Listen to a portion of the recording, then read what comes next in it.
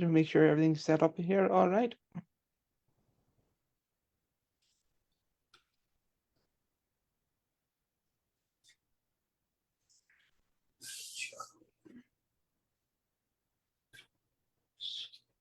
Well, we are flying. We're on the Facebook Live, folks. So we'll get stuck in.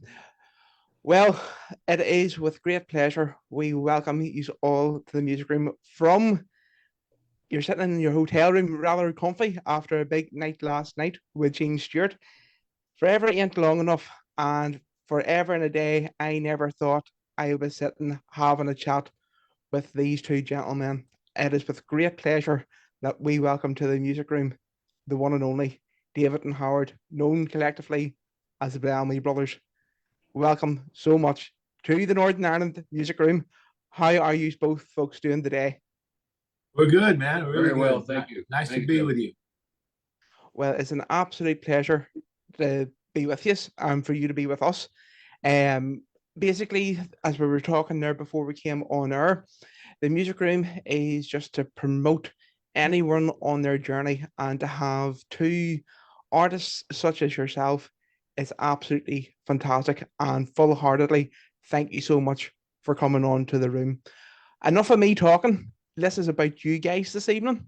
This is about your journey. So where did it all start for the Bellamy brothers? Well, started down in Darby, Florida. You know, we were just a couple of farm boys, really, and our dad played music, and we grew up singing and playing. You know, we actually never had any idea we could make a living doing it, but we were stubborn, I think, enough to kind of stay in there and keep trying, and so ultimately we had some hits. Fantastic. So it always started at the home place. Oh yeah. Yeah, our dad used to, we started singing in church at a very, very young age. And we didn't miss a Sunday of church, or thanks to our mom and dad, they had us there. We weren't angels. I'm not saying that, but we still. And but our dad would always have friends over playing music in our home. You know, that's how we grew up. He had his own band back in those days, but they never had inspiration of making it professionally or anything. They just played because they loved it. And it rubbed off on us. We got the bug. And you always find that it had to start at the home place, whether it be father, mother, or grandparent or something like that. It always started, and it always takes you back to the very, very early days. And I'm not being rude. Southern gospel, you couldn't beat it. You had a brilliant upbringing, and you had brilliant music in the background. Yeah, well, and we've always based a lot of the even American bluegrass, and that's a lot of it is based from a lot of the Irish jigs, and a lot of it, that's the origin of a lot of the Southern music, I think. So, and then having toured Ireland a few times, it's a country where music's just everywhere. It is. We love our music. We love our country. We love our Irish music. We love our slip jigs. We love everything in between. Yeah. So would I. And did you enjoy your turn over in Ireland? Oh yeah, absolutely. Yeah, we love touring in Ireland. So obviously it started off at a very early age. I'm not going to say how many years ago, but many years ago. Oh, that's we've come to terms with getting old. There's no way out.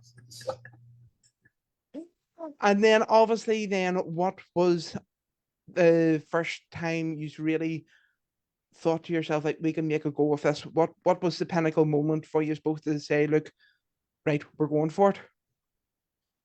Well, we played.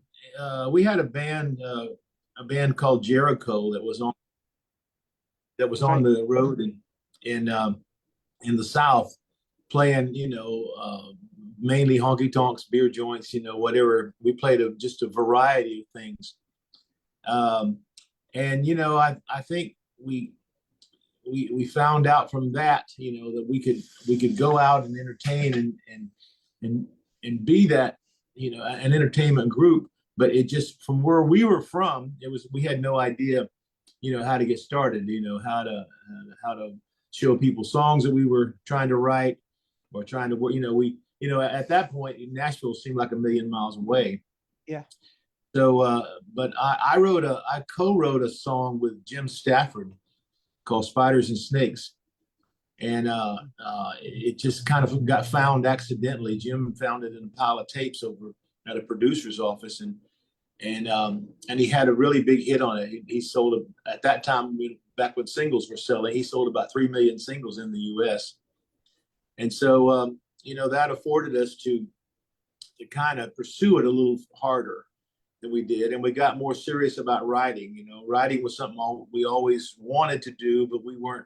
We didn't have anybody to teach us much. Mainly we learned it from listening to artists we liked to hear. Yeah.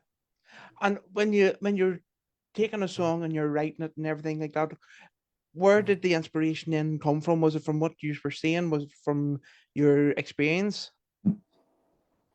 It's a little bit of all of that. It's either something that happened to you or something you saw that you thought was either funny or tragic or whatever. So it's a little bit of all of those things.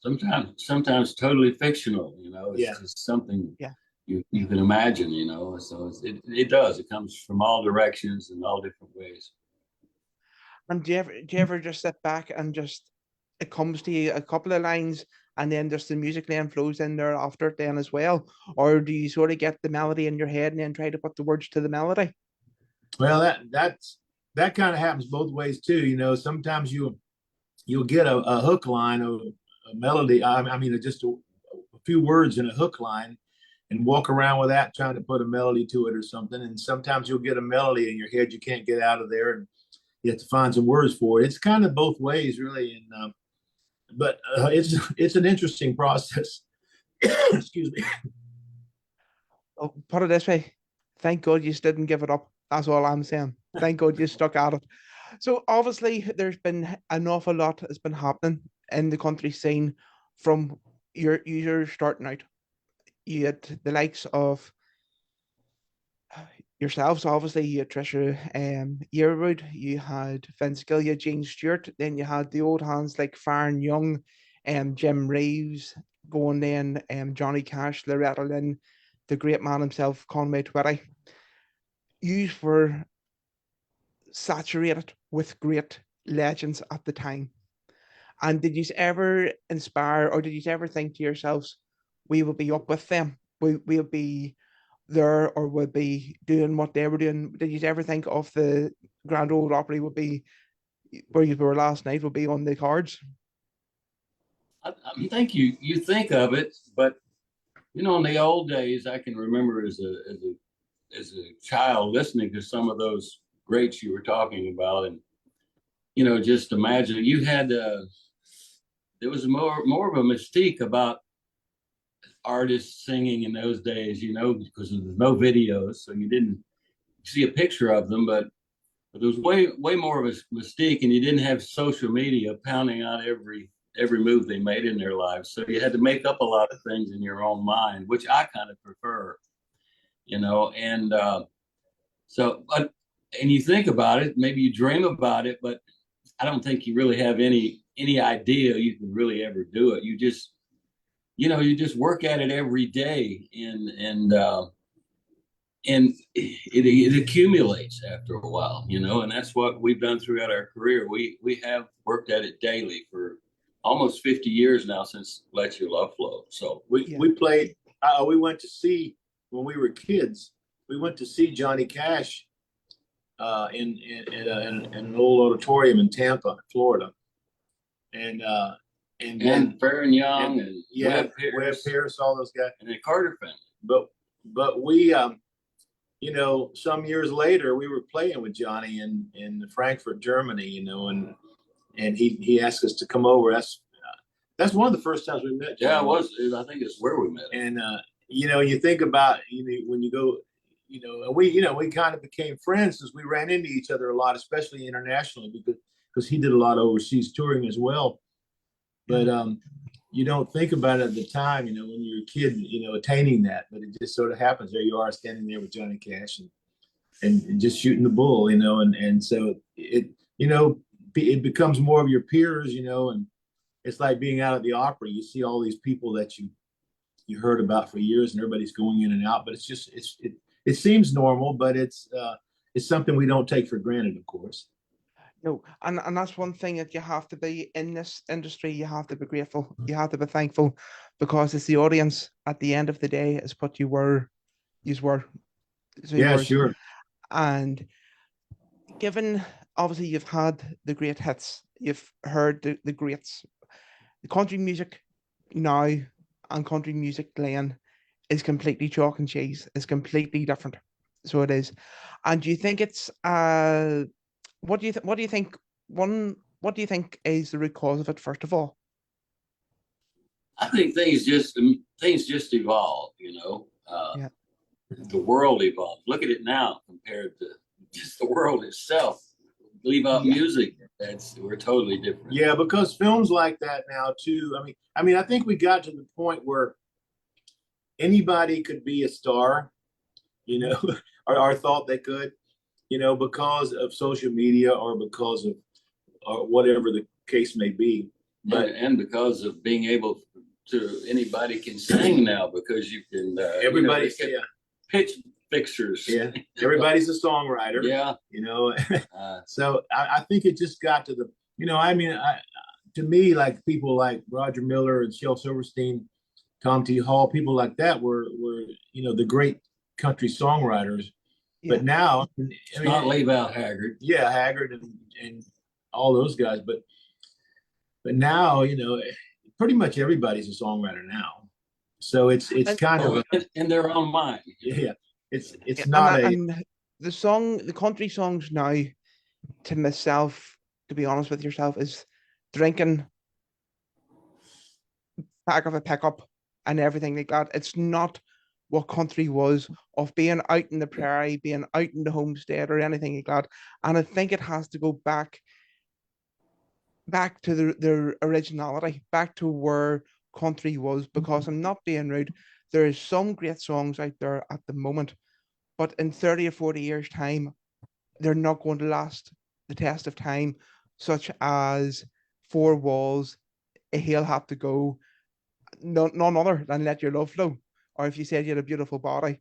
And if we don't nurture what we have at the moment, we're going to lose that forever. Yeah, I think you're right. Well, the world itself is getting so developed, as the countryside itself is disappearing, and where we live, we still live in the country, but we're being encroached by large cities, and all over the States, and I think basically all over the world that's happening. So I think it's a societal change as well, is that people don't want to, whether they don't want to talk about the ranches or they don't want to talk about the deep south, but that's where it all came from. Right. And they need to realize that is country music. It's not about opening a beer around a fire, singing a few songs with guitar around you. Yes, by all means, that's nice, but you need to get back to the whole country. And that's just my take on it. I just wanted to see what your thoughts was on that as well. Yeah, we pretty much. I think you're dead on. Pretty much agree. Yeah. People have gotten away from that, And there's a lot of talented people out there, Not to say there's not a lot of talent, because there is. It's just the directions of, like, especially labels, or if is there such a thing as a record label anymore? Well, so record labels are kind of gone away or going away, but that's the other thing. Everybody's a record label now as well. Everybody's a singer and a writer and a record. So there's so much, that comes. You get so much media fed to you all the time. It's hard to distinguish everything. Are you still here, boys? Yeah. Oh yeah. You got it. That's fine. I thought something went there. I was going to go, no, definitely not. No, I've lost you. So obviously, we're old, but we're still alive. No, you're not old at all. Definitely not. So to be talking to me today, give us a wee bit of information about last night, because you were in the Grand Ole Opry, you were in Nashville, and you were with the great Gene with your new hit, Forever Ain't Long Enough. Tell us about that. Well, we we have this new project in the can now. This album that we did called Double Dog Dare. It's going to be out in maybe a couple 3 months, and we wanted to do a few things on there that were kind of classic country. So we went back and kind of pulled this old tune. This song we recorded in the '90s on one of our albums, but the label was never high on it for being a single. We liked it a lot, but we pulled it out because we thought it was something that really fit Gene's voice as well. And he's such a classic singer, and he's had some amazing hits. And so we pulled it out. Sure enough, it fit him like a glove. He sounded so good on it. And so in between our promotion plans, somebody said, "Hey, let's debut it at the Opry." So and it worked out. And it happened to be on Valentine's Day. Yeah. Right. So it was a love song. So, things are falling in line here. So it all ties in. Yeah. Yeah, they were able to do some good romantic promotion, and we were able to sing it there. It was great, though. It was really, really great. We had a lot of fun. Good evening. It was a very good evening. Well, as long as I always say to anyone who comes on, as long as you're enjoying it, don't let anyone stop you. Agreed. Because the day you stop enjoying it, you might as well just say goodbye because you won't enjoy it. You won't. So if obviously we're sort of catching on there to the social media aspect, and everyone is trying to be a singer, everyone's trying to be a songwriter, okay? And that's not taken away from the phenomenal work and the phenomenal artists that's out there that don't get the recognition that they solely deserve, okay? If you started off in humble beginnings like most singers, and you had the drive and you had the determination, if anyone's sitting watching this and thinking to themselves, I can't do it, or I don't want to do it, what would the Bellamy brothers tell them? You have to be tough. You have to be a tough son of a bitch. You have to be tough. I mean, you can't let it, because really this business will kick you in the stomach every day. I mean, it's not, it's a great business, and there's a lot of rewards, and there's a lot of politics in the business. There's a lot of highs, almost like a government. But it's very political. I can't be that bad. I can't be that bad. Government has to be worse. Don't tell me that now. You'll put them off for life. I don't want to blow your image of the. Well, we haven't always covered our politics probably like we should, but it is. It's a business you got to stay tough in if you. And you got to have a real passion for it. Yeah. If you're weak stomach and don't have the real passion and drive, you just best not get in it. So sure, true grit, determination, and passion for it. Yeah. And obviously, the social media side of things has brought the world completely closer. So it has. And how are you finding that your music is being reciprocated and received in other parts of the world? Well, oddly enough, we sit here and bash social media because there's things about it I don't like. But oddly enough, I think it's expanded our music incredibly. Well, there's great things about it as well. Yeah, it's just really amazing. I mean, we get messages and requests and stuff from all over the world almost every day. I mean, India and Madagascar. I got a birthday greeting the other day from Madagascar, and it was Howard's birthday. It wasn't mine. But it's incredible, really, because anybody can set anywhere, and broadly everybody's got their own. It's your own radio television station. Yeah, and just like we're able to talk to you right now. It's a great thing. I can remember the day when we used to have to stop at truck stops and call on the payphone to call Europe, and then it being a different time zone to talk about upcoming tours. And now you've got it all right in your hand, smartphone. Just in the palm of your. Now I'm only 30. I'm 31, and I can still remember going up the town on the Saturday, no phone or nothing, and phoning mummy to find out where daddy was in the town because daddy was the only one with a mobile phone, and it's just like a blink of an eye. the time stops for no man. No. That's one thing for sure. You have an old soul. You realize that? Don't tell the wife; she tells me that all the time. See, I'm telling you here now, if I got been born in any decade, if you wanted, I probably would have been a 50s or a 60s man. There's no point saying anything different. When the country and the world was just coming out of the Second World War, everyone was looking after each other and the world was good compared to what it's like now. The world is just, Yep. Amen. It's what it is. And if we can, you talked very briefly there, well, not briefly, but at the very start of the conversation about going to church on Sunday. Have you kept the faith going through life, or what way has your faith been? Oh yeah, of course. We grew up Southern Baptist. Our family was Southern Baptist. We actually were a combination of things because our dad's family was a Methodist, and I think our grandmother was Pentecostal. And well, we lived so far in the country that we went to the church that was the closest. Yeah, because we didn't have to drive. But the good news is that we had a lot of music in church. We always grew up singing those old hymns, and we had an old church. You'll get a kick out of this. An old church that was a wooden church that had shutters. It didn't really have screens on the window. It had shutters that they opened up, and it was in a cow pasture.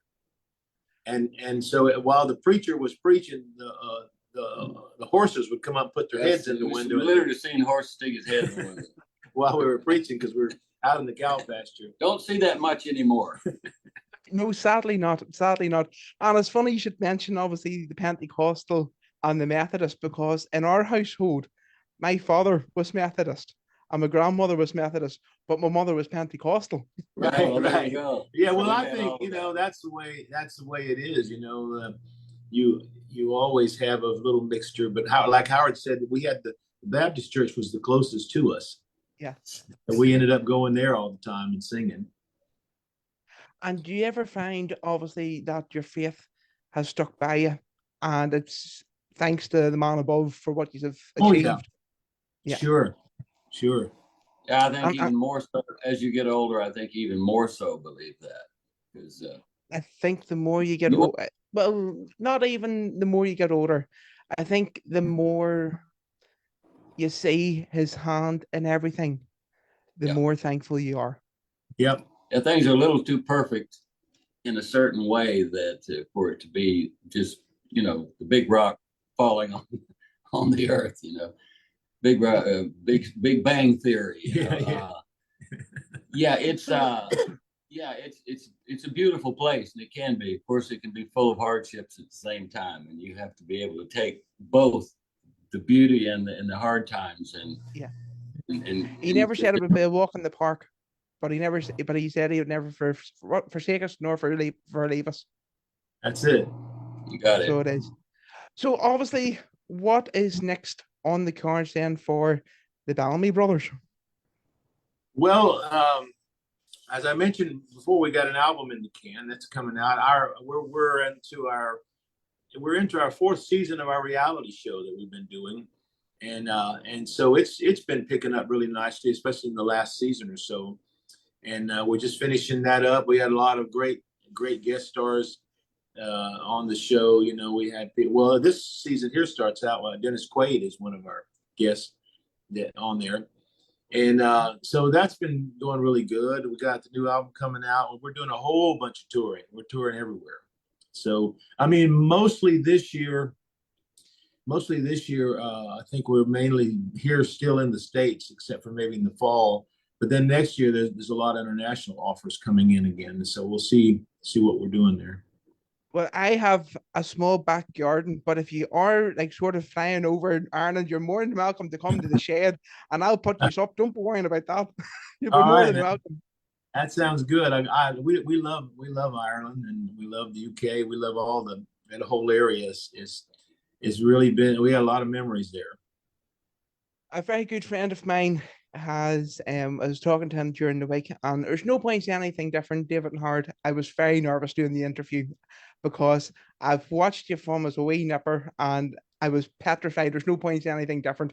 And he says to me, he backed you many years ago, Jared Dorn with Country Harmony when you were Yes. over in Ireland. I don't know if it was north or south where you were, and he says you have nothing to panic about.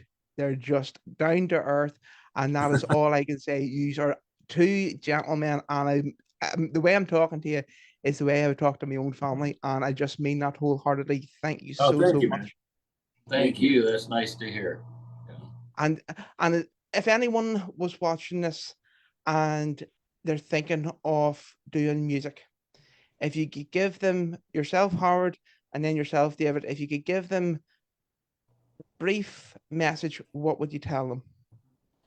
Well, we would tell them to hang in there, and we hope we get back to Ireland soon. And oh, and by the way, we have a song called "Lost in Ireland" that we wrote after a tour there, and that's a friend of ours.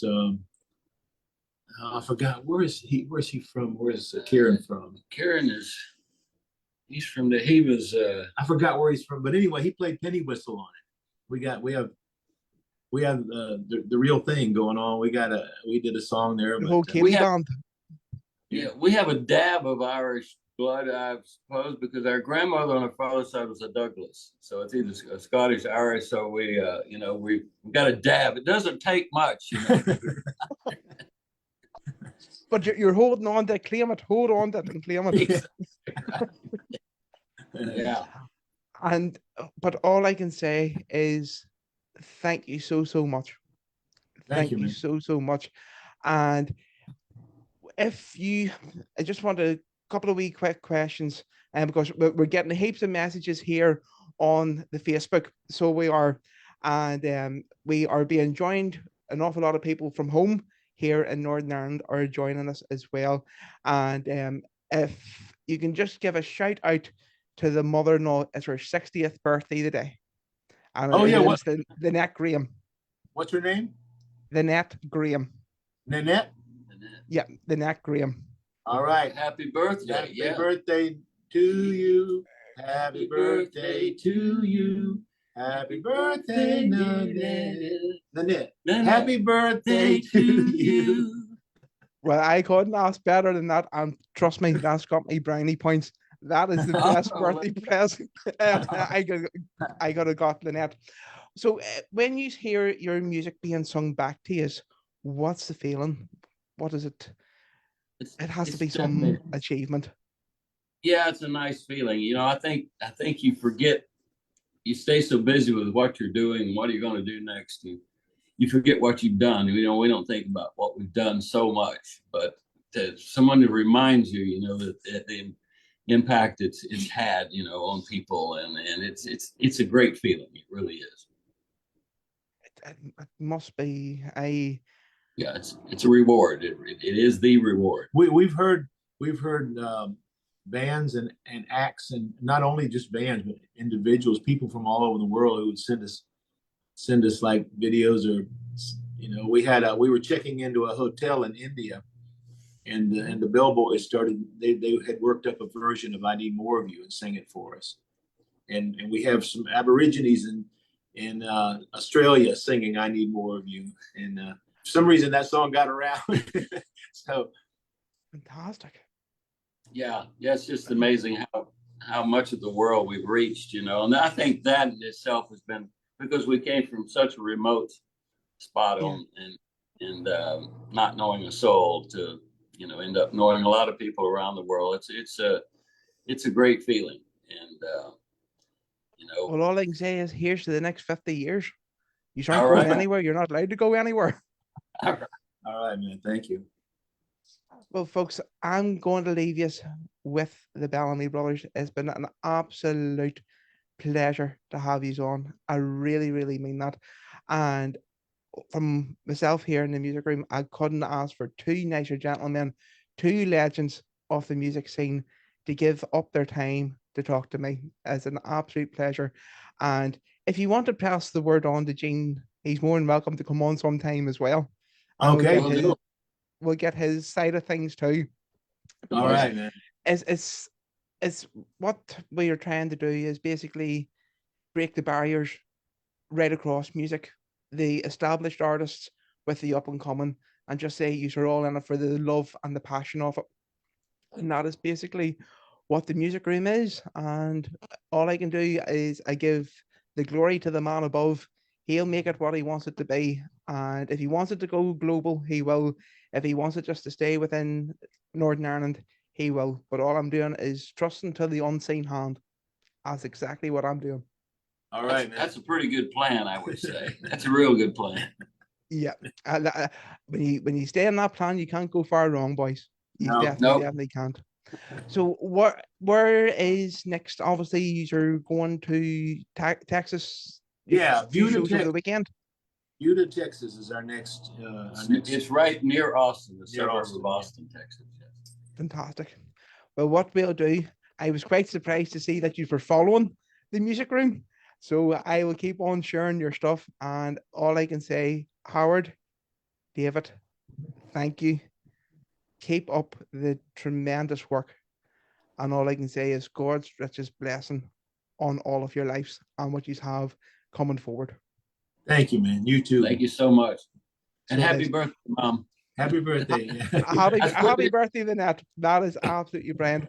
Well, folks, I am going to leave you here. It's been an absolute great show. I hope you have enjoyed it. Like and share it. But most importantly, thank you to these two men. I'm going to go here and get a cup of tea. And I think you two men go there and get a fry or get whatever you're going to have. All right, Get the feet up and just relax because you have a busy schedule ahead. And folks, all I can say is good night, God bless, and thank you so much for everything. Thank you so much. Thank you. No, David, Howard, God bless, and I'll speak to you soon, my friends. God bless you, man. God bless. Goodbye. Bye-bye. Bye-bye.